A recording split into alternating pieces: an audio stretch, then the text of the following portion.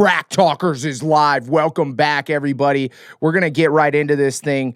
One of the biggest subjects right now, without a doubt, and I'm interested in. Fake news. No, it's not. Fake news. It's not fake news. Okay, let's get into it. Deegan on the 450, possibly for the last round. Okay, so everybody's talking about this. We got either way situation, but at Track Talkers, we're both ex-professional racers, and I think and Anton has been around the sport for a very long time, and I think there's a lot of good input that we have, and there's a lot to talk about in this situation. And the first thing that I want to get to is I watched the interview that Jason Wygant said, and he said that the Deegan'S supposedly said that this is a rumor and that this isn't really going on, but Bobby Regan called Davey Coombs and said that if he wraps up the points lead, that then Deegan will race the last round or can race the last round. So it sounds like Bobby's like, fool, go ride the 450. What's your problem? And the Deegan'S are worried about Haiden getting on the 450. Well, the only question I have for you is, other than, the hype train and setting up contract negotiations for the 450, we have no idea what that looks like. Yeah. But as far as getting your feet wet in the class and getting a jump start on your, career in the 450 class, why not? This is my worry. What? My boy Haiden, he's built different. Okay? And my biggest worry is this kid is so good that he's going to get out front. And the one thing we know about Haiden Deegan, when that boy gets out front, he don't give up. And I'm worried that Jett right now is faster and better. So is Chase Sexton. So is Eli. The last couple races has been a little off, but Eli on his good day is definitely better. Now, down the long run, superstardom-wise, I think Haiden Deegan will be better than those guys. But the big thing is right now, if Haiden Deegan gets out front, he don't know how to let off, especially outdoor. Bro. Do you think he can handle that upper pace on a bigger bike for 30+2 twice? You literally just answered your own question, bro. He is built different. And who's his training partners at the farm right now? It was Cooper Webb. Now it's Eli Tomac. Which Cooper Webb's 10th. Now it's Justin Eli Tomac Cooper. is in Colorado for sure. No, not right now. Yes, he is. He's not flying from Colorado all the way to Ironman or all the way to Budds Creek. Oh, I get what you're saying. This part of the series. He might visit, but I'll bet you he's going back to Colorado. He's got kids. Either way, moving on that. But anyways, yes, he is at the farm. Yep. And he's on the 450, and he's gonna have a good setup. Okay, yes, I agree with that. But the vet guys suck at practice. You think Eli's gonna go as fast as he goes on the weekend at practice day? Answer me that. No. Hell no. Justin Cooper will. I guarantee you. Justin Cooper. And Justin Cooper's already got a couple pole positions this year. But I'll bet you Justin Cooper faster than that ass. I'll bet you. I don't think so. Dude, Justin Cooper I bet you is like a Haiden superstar Deegan, during I the bet week. you Haiden Deegan at the farm beats Justin Cooper some days and has faster lap times. Some days, but not all days. And Justin then you Cooper just give him a rips. faster bike and a faster point A to point B ratio. That's that much easier with a better setup, bro. Dude, I've heard the 450 is not as good as the 250. Well, of course it's not. It's got freaking more horsepower, so it's going to have more inertia, so it's going to feel different. Okay, Anton, let's bring you into this. What's your thoughts? What's your hesitations? What's your positives and negatives for Haiden Deegan coming into, the last round at Budds Creek on a 450? Okay, so I'll admit that I've been in a bubble this last week. Ever since Washougal, when I got my stuff done, I've just been off the radar. So to hear about a lot of this stuff, I apparently this shit was all anybody's been talking about in comment sections and this and that. And then I guess Brian got into it, just to see all of the stuff that came on. I was like, oh wow, to be removed, come in, see the whole situation from 5,000 feet away is perfect off weekend fodder. You know what I mean? Just like perfect thing to keep us talking about for all of it. And really what it breaks down to, I think, is how everything else goes, is like what's going to make the biggest impact on the brand, on making the most of Hayden's whole marketing thing. Like if he goes and does that national, sick. You know, I think all signs point to him being on a 450 next summer, you know, unless something massive changes. And that's kind of been hinted at lately, but that could just be saying it to say it, who knows, whatever. But doing it at Budds Creek is cool. Like, it is the most heads up thing. It is a direct preview for what will be seen next year. If Ironman happens and Hayden's on a 250 and Jett's on a 450 and all of that stuff, it is only one chance that they're going to be heads up, but it's not exactly equal displacement. What does it prove? The thing that I would think that what would make the biggest impact is having Hayden's 450 debut happen at a premier event that's in the off season or at Anaheim 1, where you can really maximize on the impact of him finally making that debut. See, I disagree with you, Michael.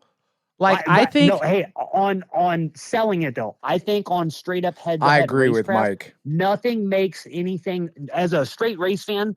Budds Creek is perfect because Jett's got the fucking championship wrapped. Like, we know that. And there's no pressure on Hayden. And there's no pressure. And it's just like, yo, this is a dogfight. Go out and do it. But how do you sell that? Like, there is no promoter that's going to slip you another $250,000 for that to be your 450 debut, like another race would. Yeah. I don't think he cares about the money. But he's gonna. The YouTube title alone with Hayden on racing 450 for the first time, it could go wrong. Like okay, but millions of views. But listen to me though. Listen to me. Okay, hear me out here.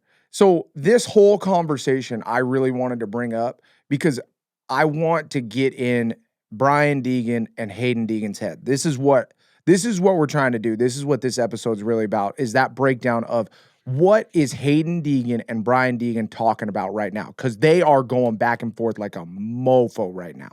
They have to be. Should we ride the 450? Should we not? And I know a lot of it is going to have to do with how he feels on the 450 during the week. Mm-hmm. You know, but when I'm thinking about it and I'm thinking about Budds Creek, right?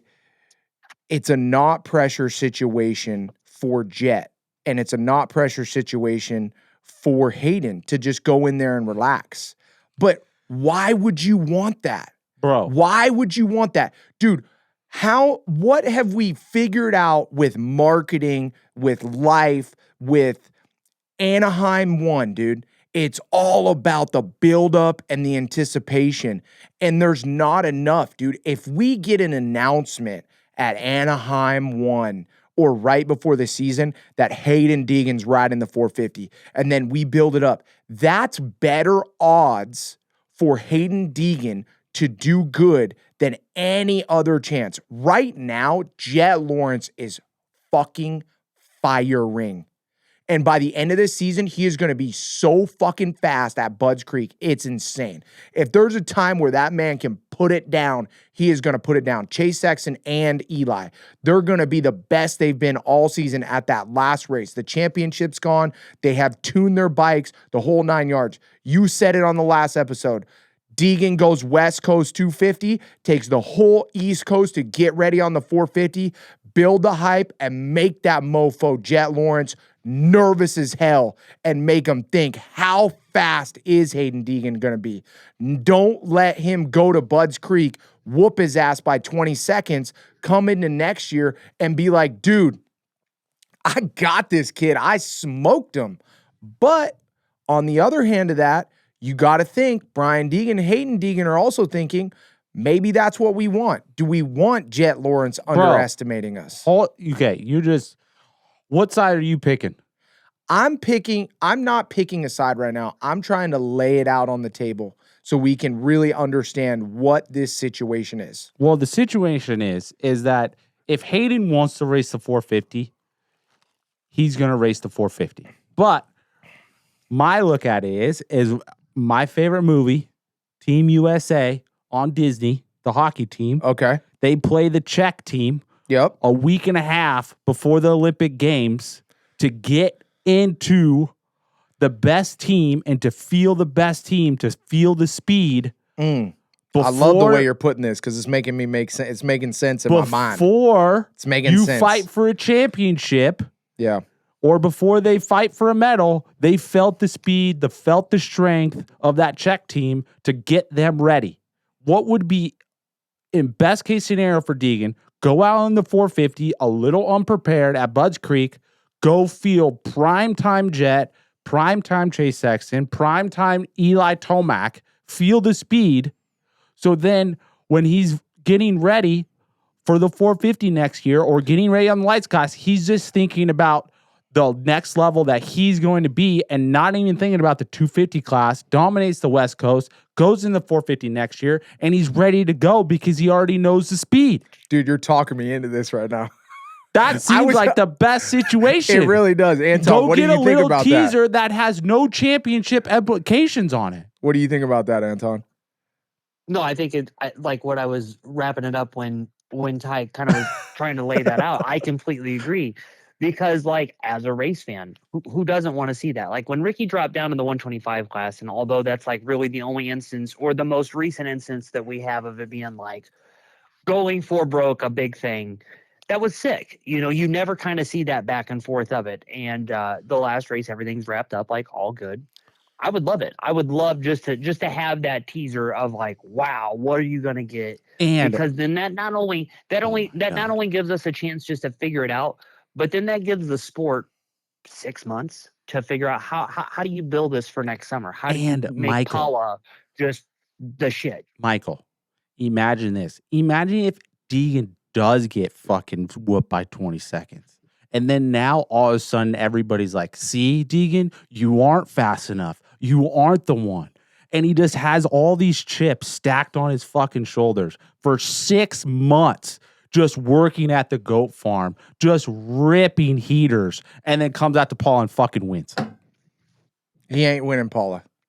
I mean, he gets second. Yeah, I mean, but that's the thing, though. But you ain't winning Paula against Jett. Not against the Honda boys. But I'm just saying, like, if you stack chips against Deegan, I'm betting against Deegan. You know what I'm going to be doing?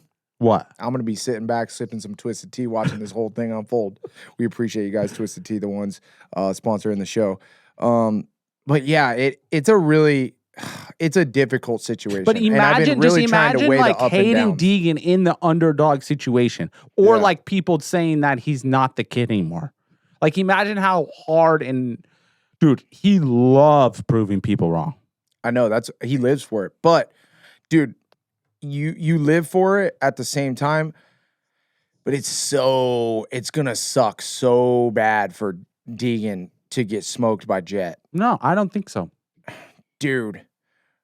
Ty, you're already how bad does it suck and how demoralizing is it to think that you're something and get proven you're not? Bro, I think a humble Deegan knows that he's not. I mean, he wants to believe, but like, we got to go feel the speed first. Okay. Here's my next question, and I'm giving this one to Anton because you're just stepping over everybody in this episode. I love it, though. I don't mind it at all. I love that you're talking. I'm pulling to Adam right now. Yes, I love it. I don't mind. I'm going to give this one to Anton.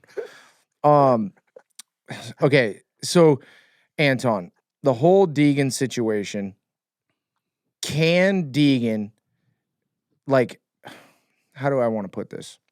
I don't know. Hurry it up, though. What's the best case scenario for SMX? Okay. So say we ride the 450. Mm-hmm. Is it better to just not ride the 450 and go straight to SMX? Because that's really where the $1 million is at. And that's kind of like 500,000 for 250s, right? Yeah, 500,000. So you also have to kind of mathematically enter this situation. What is better for his SMX run? Is it to ride the 450 and then go to SMX, or is it just take the weekend off and don't even ride Budds Creek and go to SMX and pull a rest weekend where you got the championship wrapped up? You don't even need to ride. Or do you go ride at Budds Creek, finish it off on the 250, focus on the 250 until you get to the 450, and then that's your transition? Well, I think that there is no rest weekend. I don't think that needs to be a bigger discussion later on. I don't think that's going to ever be real. I think drop rounds are going to be more of a thing than a rest weekend. but you're not going to pass up the chance to make $250,000 in race win bonuses. And that's just a guess. Like, I have no idea what the fucking contracts are written up like. But what are you going to just skip a weekend and not make $250,000 or more just in merchandise sales or in your YouTube revenue? Like, or, whatever. But you're going to still race. And then you still need to do it. I think that what we've seen over the years, it's only 2 years into it, seeing how everybody's had to get adapted to the first SMX race. Mm-hmm. Is it a supercross track? Is it more motocrossy? Whatever. They know, like, they'll be fine. It doesn't really matter, dude. We've been racing for so long at this point. That weekend plus the 3 after that really are not anything crazy. It doesn't get tense until like round 2, until that St. Louis race. I don't really think. Yep. But I mean, for Haiden, just like, he's in a no-fault situation. Like, once again, everything is in his favor. No matter what he does, it's going to be fine. Because if he doesn't ride it, no biggie. You get another chance to do really good on the 250 and just continue adding to your records. Or if you make waves and you want to ride the 450, like, all your contracts for next year are signed. It's not like all of a sudden your value is going to be diminished by 20% and who your future gear contract is, or this, and this is going to suddenly take a nosedive. Like, dude, you're good. It's cash money. You're fine. Yeah. Like, he is in a no-lose situation. I'm almost certain he's probably just going to stay on the 250. Who knows? They could jump him to the 450 just for shits and giggles and just having everybody just watching what's going on. Well, but like, I think all signs point to him just staying on 250. Here's another situation. What if we wait and go MX and Nations 450?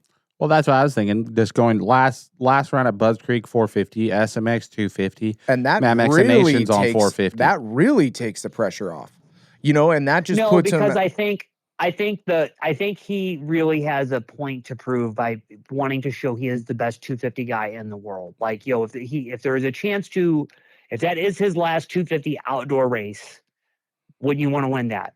Don't rush anything, and especially because he hasn't Team won USA, MX and Nations, right? He's never even he done has it. gone it. He's never even gone. Yeah. So, and then like his 2 teammates that are going to be on there, it's a very likely chance that Team USA going up against the defending lineup of Kyle Webster, Jett, and Hunter, which Kyle Webster is. Nobody's taking any chances right now. Nobody is taking any chances to fucking move chess pieces that don't need to be moved. If you have the all-star lineup of the 3 fastest Americans on their bikes, put them on their bikes and just send them. Don't fuck with it. That's like a perfect segue into our next segment is MX and Nations. Okay. Well, not this segment, but another great sponsor of our show is Dirt Trick Sprockets. If you need a Dirt Trick sprocket or any kind of sprocket for your dirt bike, they're made in the USA. And just like the MX and Nation team in Dirt Tricks, they've won a lot of awards. Yes, in the past. 300 plus hours, best sprocket you'll ever have. Stamp it, dirttricks.com. Go there today and grab some sprockets. Well, let's talk about Team USA. Anton, what's your perfect team? What's your expected team?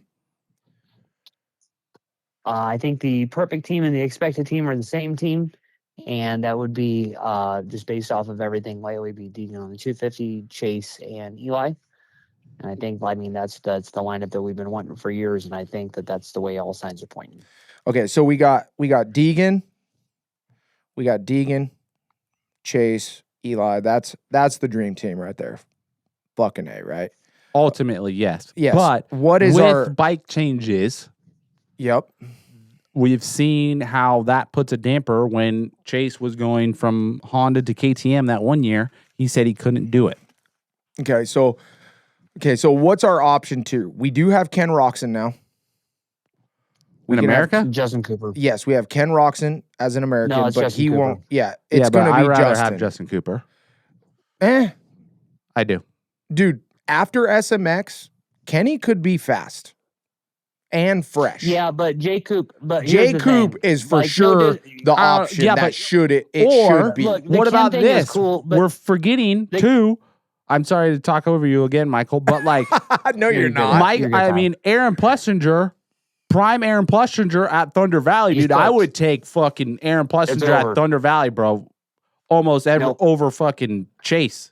AP's got Paris Supercross and AP's so that's kind done. of drained the battery. Yep. So I think that getting him to the finish line in SMX, like It's getting going to him be through this tough. break, getting him to that's going to not tough, but that's the priority. Get through this, make your money, take that Mhm. little bit of a break, hit November, do your off-season race.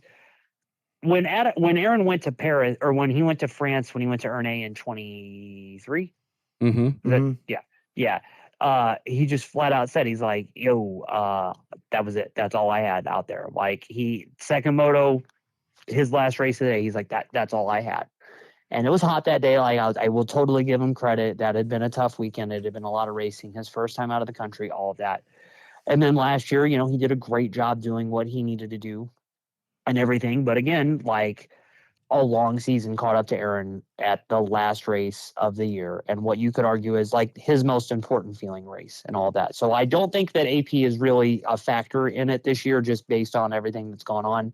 Not anything that he's like I wish he would have done it. If he would have done it just based off AP being on it alone, him, Eli, and Haiden, like it was looking even 3-4 weeks ago. Yeah. Oh my God, the fucking merch money that they would have made off of that, everybody would have been insane. It would have been phenomenal. Would have been insane. Yeah.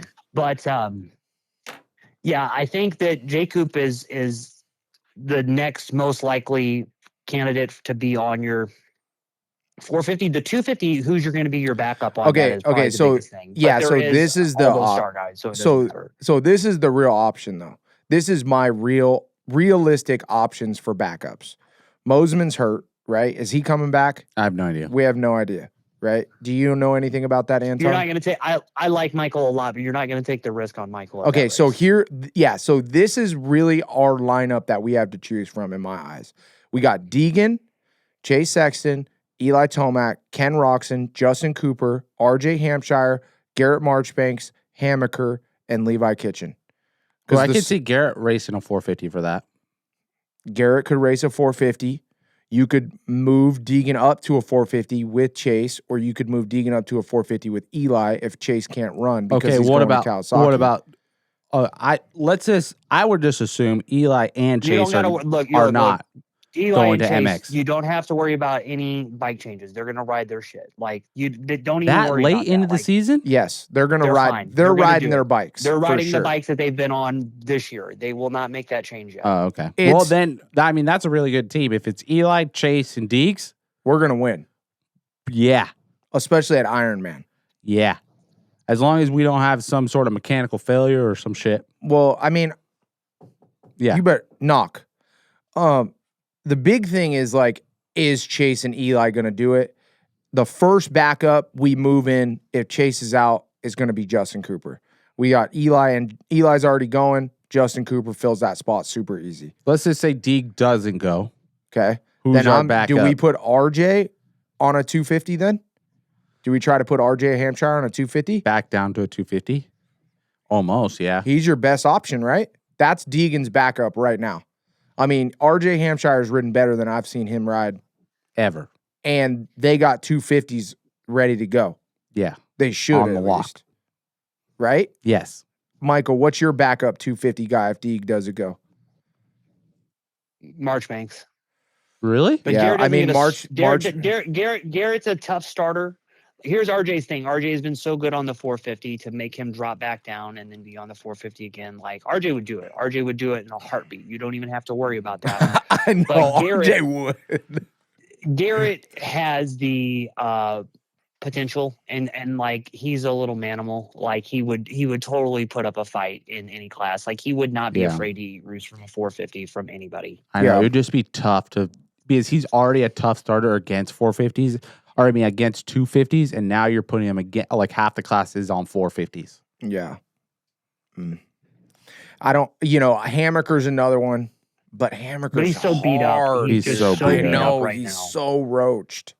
I like how you don't even suggest Levi Kitchen. No, I did. I put Levi as last.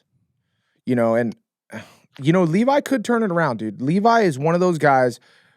he has sucked this mid part of the season, man, and it's just been I know, tough to watch. That's the tough part right now. Is like he has the potential of like he if has the potential. if he has a good next 2 weeks of whatever he needs to do to reset, if that's train more or go to freaking Costa Rica and go whatever.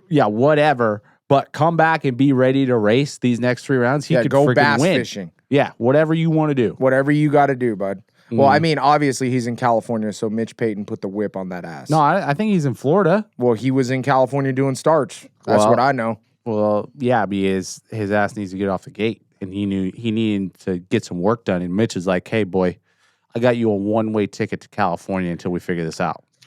Okay. So we're wrapped up. We're wrapped up on MX of Nations, right? I think you need to talk about the other teams that are just such a factor because, like, that Australian team, like defending champions, to stay. Dude, I think Webster's going to get smoked. Is Webster gonna get back on Factory bike? Yeah. Yeah, they already confirmed it today. And knowing how all of that works, I could totally see Honda, like Team Honda HRC, giving him a factory bike. Or if they don't, it's Uribe's bike, so they have plenty of 250s that are there. But I could see him just getting a factory Honda again. I wonder if based on what he's doing in Australia and fills in for the last one, like does something on the bike before, like because if one more race in the Australian Championship left. There was one today. Honda won everything down there. Yeah, Chase could or Kyle could come over and do it. I could totally see that happen. Yes, because if we know Chance is out, I mean, there's no chance and. There's no chance that Chance is coming back. Yeah, there's no chance Chance is coming back. That's just the bottom line. But, it would be really good. And knowing that, Kyle could definitely do better. It's one of those things where it's so hard when it's not even playing field for everybody. Mm-hmm. Like, for instance, Max Anstey winning at his home track the year that he went over to England. Mm-hmm. It's like, I know they won last year at Matterley, right? Mm-hmm. But it was everybody had to come to a new spot. Yeah. When you now have all of our guys going to our local area that we just went to. Like a month ago or, a couple months ago. Yeah, and we've ridden that track all the time. Mm-hmm. It's a huge advantage. Bike setup, tire, weather, food, the whole night. It's like the whole thing we've been talking about. The time zone. Yeah, time zone. Even that. Yeah. And he's got to come and adapt to what we already know, which is going to be way, way harder. So if they can get Webster over here, 2-3 weeks sooner, get him on the bike, then Australia will definitely have a better chance.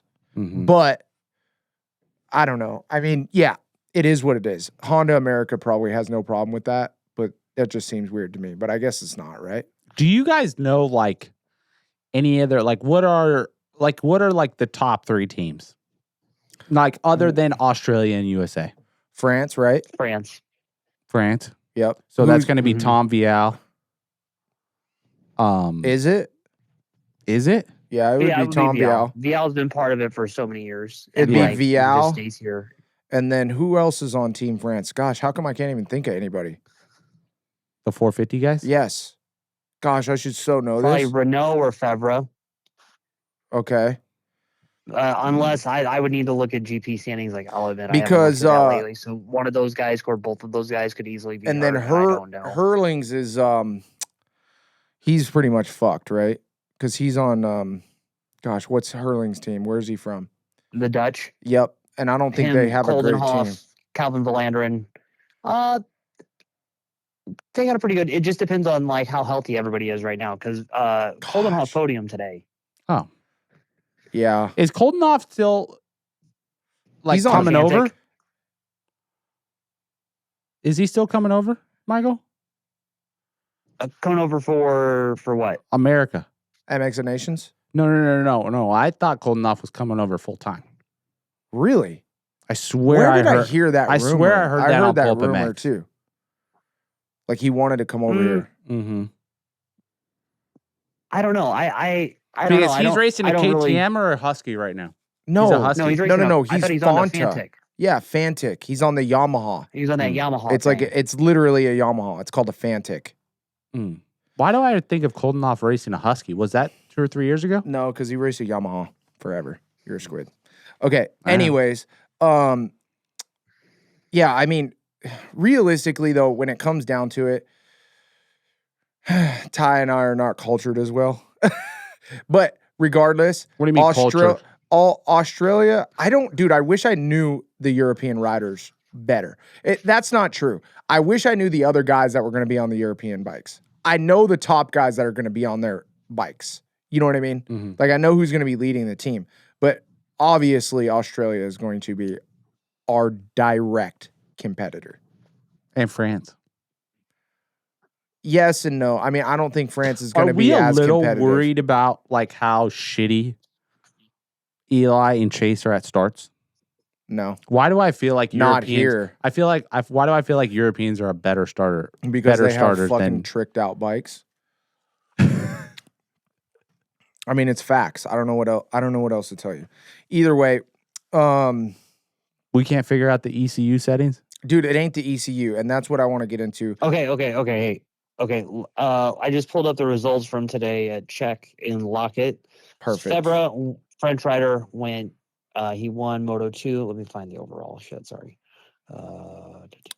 This is brought to you by Stan Okay, Benson Lucas Racing. Koenen, Belgian, takes the win, goes 1-2. Okay. Febvre rebounds his day with a good moto in the second moto. Where's Febvre from? And then Koldenhoff was on the Fevre's podium, France, bro. potential all day. Come on, dude. Okay, So, Koldenhoff yeah, podium. I mean, obviously, yeah, you're probably looking for the French team, Renault and Febvre. Which are Koldenhoff, those dudes are fast. Jago Geerts, Lucas Koenen, and then the other Koenen would be the Belgian team. That's the other team you need to think about. Is the Belgium. Belgium, France. Spain has a lot of really good riders. The Jorge thing is kind of the like wild card now. Nothing really needs to be said about that. France, Italy, Spain, and Belgium and the Netherlands. Those would be your 5 core countries that are always within, striking the podium distance. mix, the top 5 mix. Yeah, they're Yes. always right there. Yes. Here's the big thing, and like, look, I love that race. We could talk all night about it. What's going to make this year really important is like Team USA over the years has been making steady improvements in their infrastructure and seeing how the other very successful European teams manage and do their team strategy, their team organization, the communication within the team, how everything goes. And as you mentioned earlier, Ty, this is everybody coming to our home soil now. So it's not us renting a tractor trailer over there and then trying to piecemeal everything together to put our stuff at. It's their stuff. It's their stuff that they use all the time. Everybody's going to know. It's going to be just like home. Mm-hmm. It's going to be sick. Not only is this year such an important year for just like motocross nations in the United States and for a really good team of great riders and all of that, but for the infrastructure of how this is all going to go, expect it to take a pretty good step forward in how it's going to be for the future because, it's going to be in Europe again and it's going to be in the USA again. And they're honing it in on what they need to do. So this is going to be an important year for that. The French team is always really, really good. It does not matter how things go. They put a fucking off-road rider on their bike before and still won the Motocross Nations. Like, they have such a well-oiled machine when it comes to everything. They have people that are able to like do factory filming, that are doing comparison of laps and data and all of that. The French team has it dialed. The Italians are very good. The Belgians know how to do it. The Dutch is good too. But it's really going to come down to the Australians because they have all their shit dialed. Team USA being just the force. I mean, they're pretty much Team USA France. too. Yeah, and they are, again, at home. It's the factory Honda truck that everybody's going to be working out of. Yeah, on their bikes with their same guys. Nobody's flying over from a different country. Bro, I think you're overlooking the Japan team too, bro. Joe Shimoda is rippy. Dude, the problem is... Yeah, but the problem is that they don't have the other 2 riders. Imagine if Joe gets a win. Well, here's the question, though. The Japan team barely squeaks in at the end of the... Like at the backside of you mean barely qualifies? Yes. Does he really? Yes. But imagine if Joe Shimoda could pull out a win for Japan. You want to talk about like they would have a monument made of Joe Shimoda. Bro, I know you're joking right now, but I'm not. They would. No, he really could. They Joe would. could. Joe could win his 250 like overall for sure. No, I think Joe could win a moto maybe if like things all worked out. I don't know. No, dude. Damn, Michael. Anton just put a stab in that. Bro, he was tracking down Deegan's. Are you going to this year? Like, are either of you guys going to go? Just I wish. I've always wanted to. I might. You never know. You should. No, you should, just because like the pace of the 450 class over here, like when we see it, you know, and you're just like, God damn, look how fast they're going in those first 3 laps. Yep. To see all of those guys do it, and you look up and you just see the back of the jerseys, and although they're all weird numbers, you still see the name, and it's like Tomac, Hurling, Skoldenhoff, Geyser, You're just like, yeah, dude, there is what? You know, it would take some very, very, very wild things for Joe on his 250 to ace that field. But Joe winning 250 overall, oh my God, he could do some sick shit in that. Dude, I think it would be just, it'd be so rad if Joe could win a moto. Just straight Ryan Villopoto. If there's a shot, it would be here. But the problem is he's got to go up against Deegan in every moto. But he did track down Deegs. We're talking about SMX. And it's at the end of the season. If we're saying there's no effing way that Joe could win a moto, can Deegs? Yes. Anton? I don't know. It's going to be tough. You know what? That's a no from Michael. That's a no. Because he either has to race Tomac or Chase both times, right? No, either one. No, he's just got to race. He's going to have to race one of them both times. Because I thought they race. Everybody races each other once. Yes. Everybody races each other once. So he'll race Chase in either the first moto or the third moto, or race Eli in the first moto or the third moto, like whatever, or whatever that is that it breaks down to. Because that last race, 1 or 2, because the race 3 is both 450s. So, Moto 1, Moto 2 is always the 250. That's MXGP, so 451, and then MX2, and then it's MX2, and then the open class is Moto 2. And then what's the third moto? Both 450s, so MXGP and open. So it's MX1 and MX2. Then the next one is MX1 and open. MX2 and open. Which would be both the 4, which is the 250 and the 450. So that's what I mean. He's racing both guys no matter what. If we put Eli and he Chase, has to race both of them, but but just one each. Yes. Well, obviously. Yeah. I didn't know if you got one at a time. Yeah. It's not like both of them are in the same moto. Yeah, now you're getting the verbiage. It's still going to be, I mean, he still has to race Hunter and Jett one time in each one of those classes as well. Correct. Okay. Yeah, we all wrapped plus up on Tim that. Geyser, plus the Coonans, plus an Everts, plus like, and that's not discrediting Everts everything. Is not going to. That just shows. Everts ain't on the same page. That just shows. Yeah, but if Everts gets on a 350 like he did last year, and that kid looked incredible on a 350, because like the Belgian team will make some moves. I don't even know if Liam's hurt right now. Like again, I have no fucking clue. Yeah. But like that is the thing that in the next few weeks is going to get really interesting. And we have 2 weeks away until the announcement gets made. Announcements are starting to trickle out and all that from other teams. Like the Australian one being announced today was massive. So yeah, I think it's going to be interesting to watch in the next 2 weeks for sure. Yep. Stan Benson Racing, one of the sponsors helping us out. Definitely big time. If you need anything in the Bakersfield area, make sure you guys hit them up. Turbis.com also helping us out. You need the best plastics in the game. Turbis.com. TurbisUSA.com. It's just like OEM. Fits like a glove. Also, California Coast Plumbing. Any commercial plumbing? Where do you go, Ty? Anaheim, California. In the trenches. In California the trenches. Coast Plumbing, laying pipe. Let's go. So we did our SMX prep talk. We did. Did we do SMX prep talk? Yeah, we did Deegan prep. No, not really, huh? We'll do a little bit more in that. But I wanted to get. I had an interesting question that I was kind of pondering a little bit. Like, obviously, starts have been this huge thing. We're talking about starts for MX and Nations. We're talking about starts for outdoor. We're talking about starts for everything.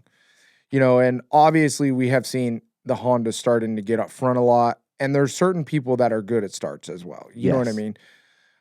How much how much do you think it's mattering now on the way that your bike is manufactured for the starts? And do we see that happening more like what Honda did with their rear end and how they're, obviously Honda had issues with their rear hub because they were getting so much torque out of their rear hub, and they've fixed that over the years. And now they've successfully made it to where the bike is just driving insanely hard out of the gate. Yes. And it's like, there's just the way the geometry of the rear end of that bike gets out of the hole. Well, how much are these other manufacturers going to have to start doing that and realizing that, I think this ain't just ECU or a tire selection?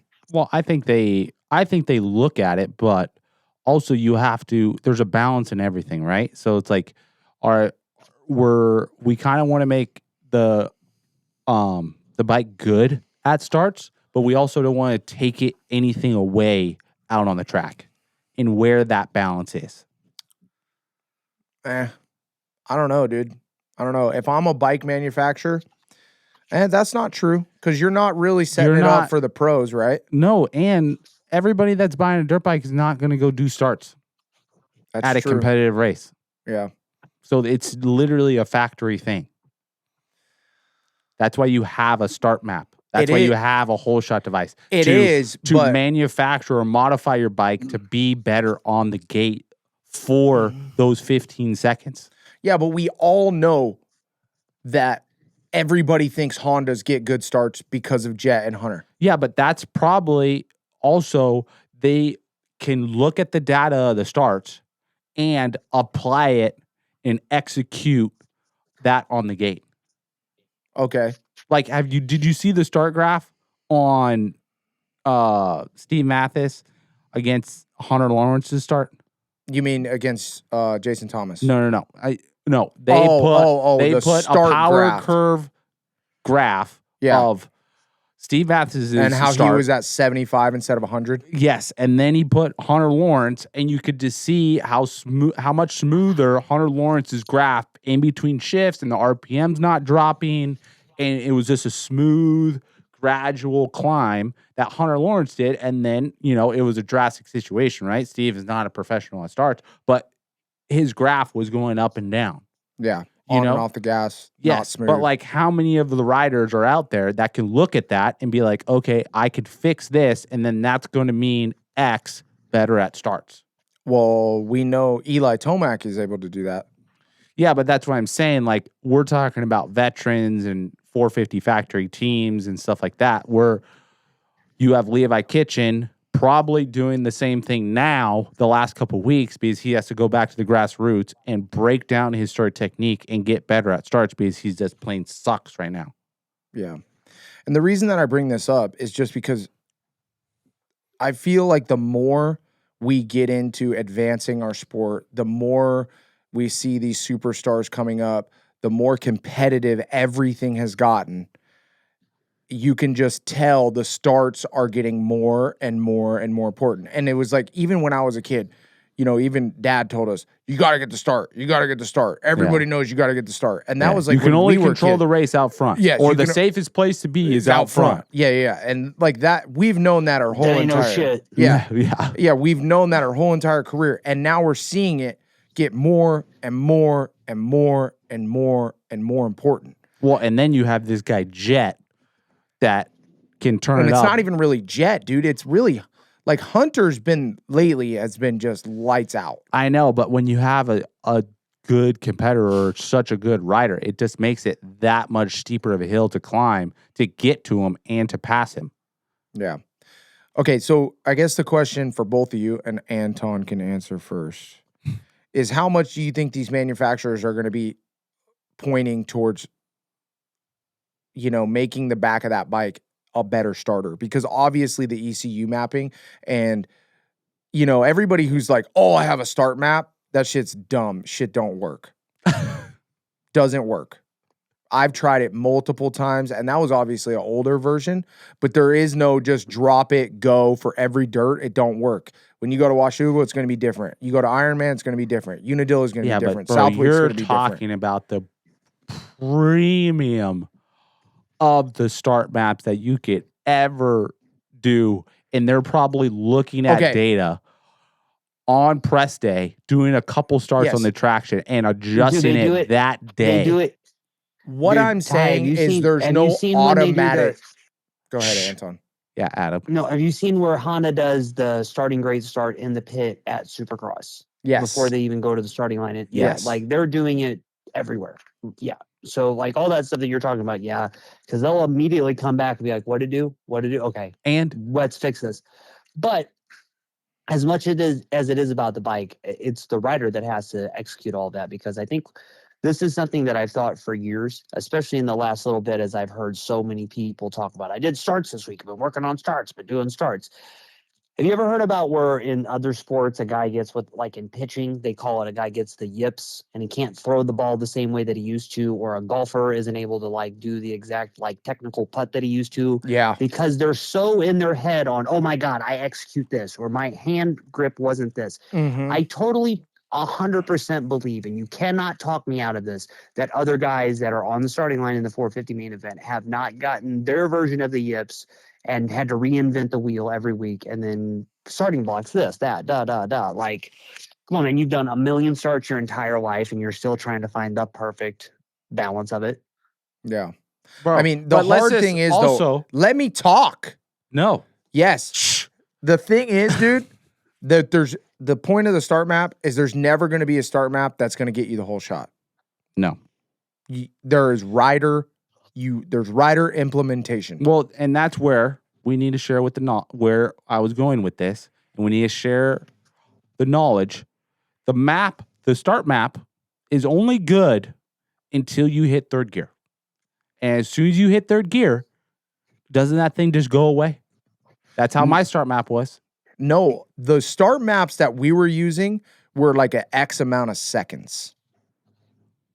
I had a start map where as soon as I clicked to third gear, and then it would just go back to my map, and it was good first, second, and third. It was my moto map. Yeah, and that's the way they could be setting it. So that's what I'm saying, depending on how they do it. Okay, there's a second thing where like it's amount of seconds. I know, and then we're kind of getting off track. My point though. Okay, so there's a starting map from off the gate. So breaking this down for the basic folk right now. Okay, yeah, there's a couple starts within the start. All right, you're following me? Yep. On the gate, all right, and 10 feet out of the gate is your first start. Yes. You have to win that battle. As soon as you can get that handlebar, it makes your life so much easier. And so I'm just implementing something else for all the crowd. 0.1 mile an hour faster than everybody else turns into 8 miles an hour faster 20, 30 feet down the straightaway. Okay, but this is how everybody's breaking it down, because if anybody saw the Levi Kitchen start, he had a little GoPro or whatever that it's not a fucking thermometer. It's a it's like the speed it's a speed gauge. I had one for my Garmin when I was shooting archery. TAC? And is it TAC or is it, I thought it was the a things mile that per hour. cop has? A radar gun? No, it's something different, but I guarantee you that's what they were graphing. Okay. His point A. But so your first start is from the gate drops to you're basically 10 to 20 feet out of the gate. Yep. That's your first. So that's before you make your shift. Yep. Then here comes the shift. You better be quick. You better just hold that thing basically wide open and clutch and just shift that deck.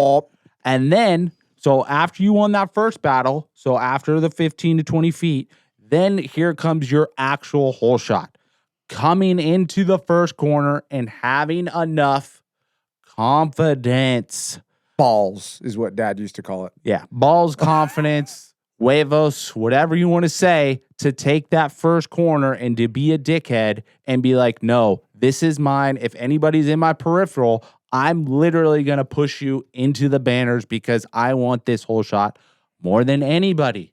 Which is way harder to do than it sounds like. Because you can be first coming in the corner, but if you don't want that whole shot, you are going to get passed. Especially by those guys. Especially by those guys. I mean, you let off like a pinch. If you break a little too early and like, be a little bit on the cautious side, yeah, you are going to get passed. If you're not coming in the first corner, barely pulling it off, you're getting smoked. Yes. That's why you see the person in second or third basically going out wide or scrubbing off speed or almost about to go down is because they are on the ragged edge. Yep. And that's how the start is breaking down. But it's just like, it's not about, yes, it is about dumping the clutch. Yes, it's about dumping the clutch, but there is segments within the start that you have to execute that these guys break down. Yes, Anton? Ty, you're crushing. You're crushing tonight. I love it. So I did a fair race on Friday night. Oh, let's go. That shit was sick. It's funny that you mentioned like Mathis's thing a little bit ago about how they have the entire power curve of everything he did, plus his shift, plus his RPM and all of that. So like what you said about you got to have balls to like run the start, dog, you know you can't be a bitch from the time you roll to the starting line. Like, there was one start that I did where I was like, yo, I'm going to be a little cunt right now and not really try to push it to the first turn. And it fucked my whole race up. Yes. And so like only I knew that I didn't really try that hard. And then it made the whole thing a problem after that. Yep. I could not imagine like being a rider on a team and knowing like, look, man, exactly what you said. If you have just that like 85% of like, I'm not really going to get the start, and the fucking team has the map of like, hey, pussy, we saw you didn't really rev it out anywhere. This was your whole shot, like, first moto, and this is what you did second moto. To have that battle in my head of like, hey, pussy, like you just embarrassed your wife and child in front of this entire fairground. But then, like, to have Mitch just ready to fucking shoot your ass. Like, Ian has the fucking data print out there. He didn't do it. Give me the graph. Give me the graph. Give me the graph. Just show it to me. They have the graph. Yeah. But, like, exactly what you said, it all comes down to a mental thing. Like, if you're not rolling into the gate of, like, all right, I'm going to da-da-da-da. I had a conversation with this kid. It was his first ever race that was doing it on Friday. And, like, going through all of that with him, like, all of that stuff that is just so second nature to us, even me as just some local squid, but you guys on the amount of gate drops that you've done, or anybody listening to this that's done a race. But if you've never raced that even for the best guys in the world, still roll up into the line, no matter how many times they've done it, still have that apprehension of like, fuck, is it going to work this time? Like, do I got it this time? Like, it's 100% such a true. Humanizing thing that everybody has to keep in mind. And like, within that first 15 feet, like, did I fucking do it or did I not? Yeah, exactly. And then, but also the great starters after that 15 feet, even if you don't have it, those guys can make it happen after that 15 feet going in the first corner to the second corner. Yeah. That's where that confidence comes in. Like, I'll be honest right now. Like, I never had that confidence when I was racing professional on like the Supercross or Pro Motocross level. Like, I never had the confidence to be slicing and dicing. If you fucking lined me up at PIR, a local race, anything outside of like professional racing as far as Supercross and Motocross, I could do it all day long. Yeah. But it's so gnarly at that level because you literally have the best 40 riders in the world racing on that day at that moment. Yeah, and I think that's what I think that whole Steve Mathis, Jason Thomas thing like really brings a lot to light. You know, it's like people are like, dude, just pin it. Or dude, it's the bike. Yeah, you don't understand, dude. These people don't understand. Starts, these guys are as good at starts as they are on the track compared to you. Yeah. There is no local guy that is going to go out of 20, 30 starts. You will not hole shot Hunter Lawrence one time if even it was on just a stock you bike and him. Yeah, you could have Hunter's bike. Hunter gets on a stock Honda 450 and he will hole shot you 20 out of 20. Because he will hole shot the best amateur kids 20 out of 20, dude. Yes. On a stock bike. He bike. doesn't need that green light to show him the RPMs because he has so much memory and on where his wrist needs to be on the throttle just to compensate for what he needs to do. Dude. And just don't even give him a start back-to-back where he can adjust. Yeah, and 1v1, you could hole shot him by 30 feet coming out of the gate and he'll still beat you to that fucking hole shot line. Yes. Guaranteed. on a stock bike, and you can have his bike. Yes. All right, let's finish this thing out. X brand is a Zebra Keeper Stripes. We're not going to talk about that because it's the off week. But what I do want to talk about, or just mention, there's been some rumors around Jason Anderson going to Twisted Tea Suzuki. Yeah, you got any information on that, bro? I don't have any information yet, but I do know that it is between Twisted Tea and Club MX. Yeah, we knew that for a while. Well, we knew that, but not everybody else knows that. So that's kind of his. Right now, I'd say those are the two leading options for Jason Anderson. And I think he's leaning Twisted Tea, but that's coming from my side too. That's a hard situation because he practices at club. So it's kind of like, that's difficult. Do you think it matters if Kenny likes him or not? Oh, 1,000%. Not even a question. Without a doubt. Yes. I think so too. No questions asked. It 100% matters if Kenny likes him or not. I think. Coming from my perspective, yep. Or do you think it's like, maybe like Twisted Tea steps in and be like, hey, we want to get Jason Anderson? I'm sure there's all that going on. And it's probably a big lure for Twisted Tea and all the sponsors for the Twisted Tea team to get Jason Anderson. Without a doubt. I would think that would be a huge grab for that. My God, imagine just like 2 Suzukis that haven't changed since 18 in the top 5 next year. It will be. Oh, so are you confirming it? No, I'm not confirming it, but I'm just saying if Jason Anderson gets on that bike, he will top 5 still. Oh, okay. All right. Like Cooper, he goes back home, like Jason being, a Suzuki amateur kid his whole life. Yeah. He had the swag on that bike too, on the little RM85. I just couldn't see Jason in Thor gear. Oh, he'll have his own deal. It would be Liette because that's what the Twisted Tea runs. But I'm sure he's going to run his own gear deal. It would just be so weird not seeing a monster helmet on. Yeah, I mean, there's a lot, you know what I mean? A lot the to powers unpack. that be. Yes. So when do you think we will get the confirmation? When everybody does after SMX. Right? Unless they want to release it early. I don't know. No, Jason ain't releasing it. I don't see that. I think Jason's taking his time right now. There's no rush to get Jason back on. That's when we get confirmed, but how long do you think it leaks out? It's already leaking, bro. What do you mean? It's already leaking down to out. 2. It's not leaking. Yeah, it's leaking, bro. People know already. It doesn't matter. Either way, I seen some stuff on Instagram about Jett getting the longest, highest paid deal. Anton saying that's old news because it's part of like a contract extension. Anton, that's true, right? Or not true, but that's the word.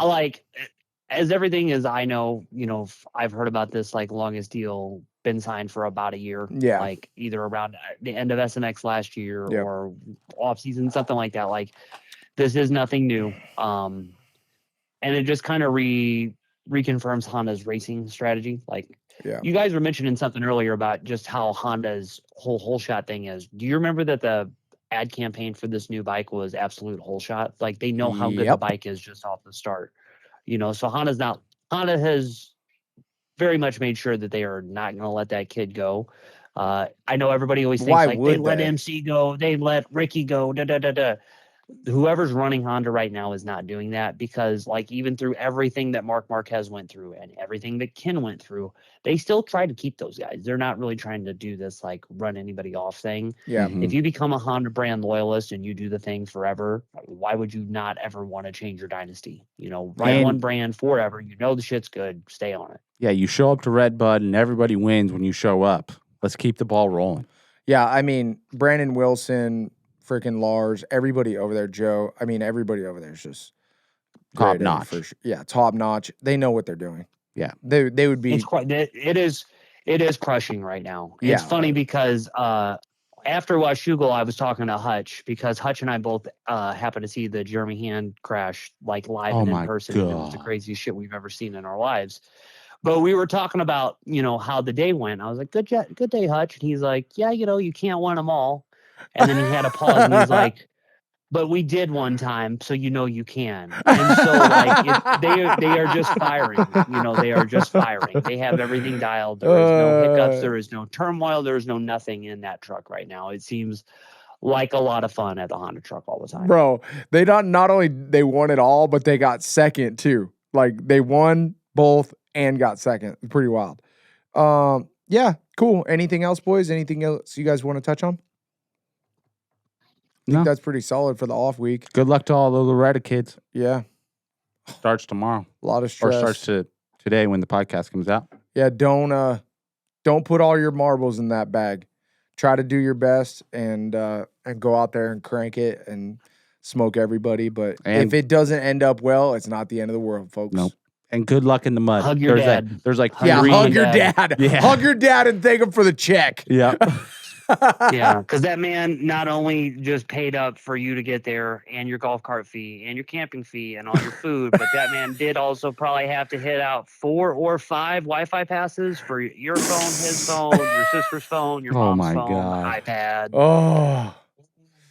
And don't get hurt in the river. Those $8 Salsburg's ice cream in between motos. Yeah, don't get hurt in the river. Don't jump your bicycle with your friends in the back and get jacked up. At least make it to the track, kids. Yeah, we're there to race. I love it. Well, we appreciate all the listeners. Thank you guys so much for watching. We love you guys. Thanks for all the comments. You guys have been so rad in the comments. It's been really awesome.